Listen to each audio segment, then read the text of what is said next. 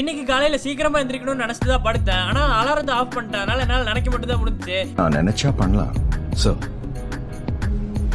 ஆனா பண்ண மாட்டேன். சலங்களா அதை சப்ஸ்கிரைப் மட்டும் பண்ணிட்டு பாருங்க. நானும் எவ்வளவுதான் கேட்கறது. வணக்கம் நண்பர்களே, இது நம்ம வாழ்க்கை பயணத்துல 22வது எபிசோடு.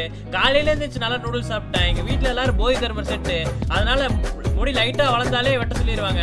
அதன் காரணத்தினால இன்னைக்கு நான் முடிய வெட்டுறதுக்கு நானும் போய் பார்பர் ஷாப்ல உட்காந்துட்டேன். இங்கதான் சரியான சம்பவம். என் நோட்டிபிகேஷனே கொஞ்சம் வித்தியாசமா இருக்கும். அந்த நோட்டிபிகேஷனை கேட்டு கடைக்காரங்க பக்கத்துல உட்காந்து இருக்க பையன் எல்லாரும் பார்த்து நான் பார்த்து சிரிச்சிட்டாங்க. அதுக்கப்புறம் நல்ல குளிர் போட்டு தொழுகலான்னு போனேன். எங்க அம்மா இந்த குப்பையை வேற கொட்டிடுறா அப்படின்னாங்க. அதையும் கொட்டிட்டு தொழுகிட்டு வந்து மதிய சொரி சாப்பிட்டேன்.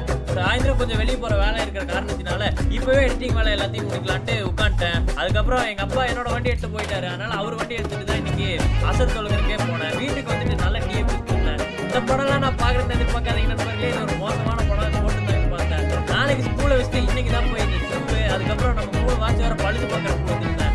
அதையும் ரெடி பண்ணி வாங்கிட்டு வீட்டுக்கு போய் சாப்பிட்டு புலிமுருகன் படம் வேற போட்டுருந்தாங்க. நண்பர்களே, இந்த மாதிரி படம் யாரு பார்த்துருக்கீங்கன்னு சொல்லுங்க. இதெல்லாம் சரியான படம். சின்ன வயசுல பார்க்கும்போதெல்லாம் சதுரவான பார்த்து புரிஞ்சா இருக்கு. அவர் இஷ்டத்துல நானும் 4 முடிச்சிட்டேன். சப்ஸ்கிரைப் பண்ணிருங்க.